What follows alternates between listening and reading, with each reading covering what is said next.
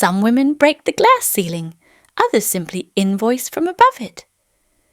Good day, and welcome back to Elegant Enterprise, where commerce meets courtly conduct. I am Victoria, a lawyer by training and an advocate for elegance by design. I am your host, your guide, your legal counsel in lace, on retainer only by wit, and today we are speaking of money. Specifically, how a refined woman charges what she's worth, with nary a flinch nor frown, and before the more delicate of spirits panic at the thought of mentioning price aloud. Do exhale. We do not shout about money here. We price with poise. We invoice with perfume.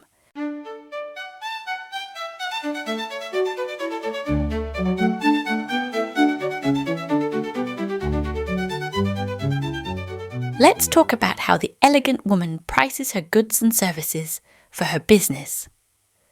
Shall we begin? Part 1. Elegance is not afraid of the invoice. There is a vulgar myth in circulation, likely born in a boardroom without windows, that elegance and affluence must forever be at odds. Let us dispense with that immediately. One does not become tasteful by undercharging. One becomes tired, or worse, resentful.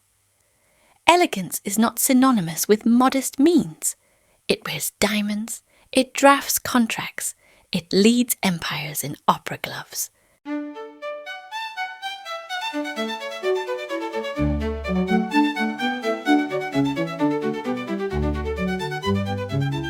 Part 2.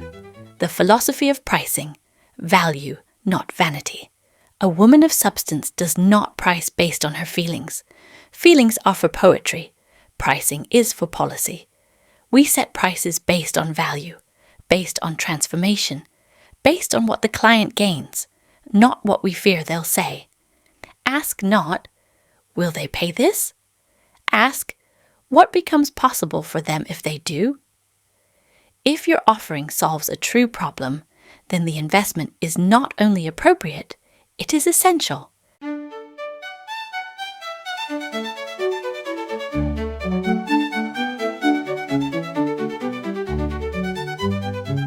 Part 3. Pricing as positioning. Your rates speak. Before you do, imagine a royal banquet. Now imagine being served from a chipped plate. Even if the food is divine, the presentation diminishes it. So it is with underpricing. If rates whisper uncertainty, the client's confidence will falter. But if they quietly declare, "You are in excellent hands," then the transaction is nearly complete before you've spoken. Pricing, in truth, is your silent ambassador. Let it be fluent in credibility.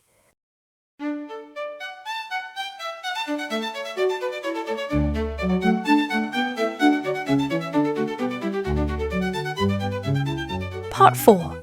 Never apologize for excellence. We do not blink when Cartier lists a figure, nor do we flinch at Hermès. And when one is the expert, the artisan, the architect of transformation, one must recall she too represents the house of something precious. State your rate as a butler announces tea, calmly, precisely, and without commentary. For example, my consulting package begins at $5,000. Full stop. No justifications. No autobiographical preambles. This is commerce, not confession.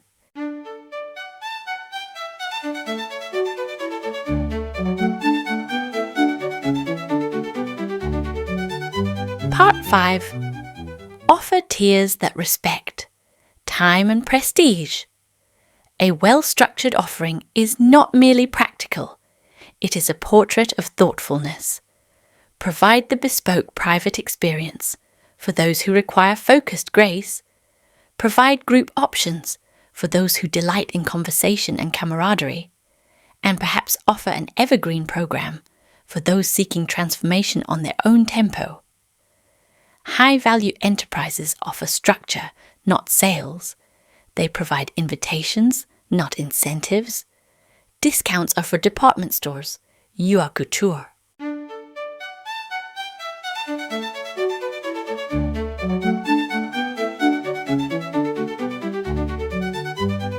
Part 6.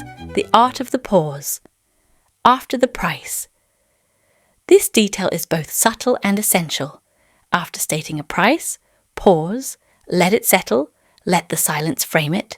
If you flinch, they doubt. If you blink, they negotiate. But if you sip your tea, they accept.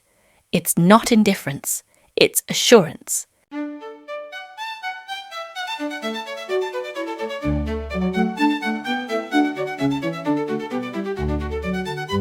Part 7. Selling softly.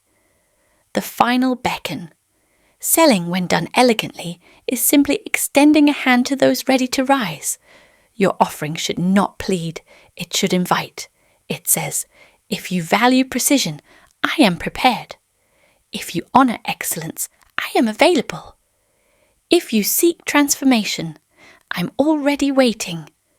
That, you see, is not selling. That is summoning.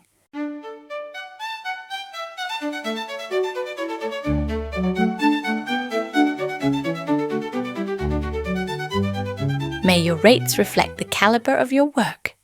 May your value be understood before it's ever explained. And may you never underprice your brilliance to soothe someone else's uncertainty. If this episode offered you clarity, refinement, and perhaps a well-timed nudge, you know where to find more. Until next time, invoice with satin gloves. I remain your humble advocate on matters of elegance. Yours elegantly, Victoria.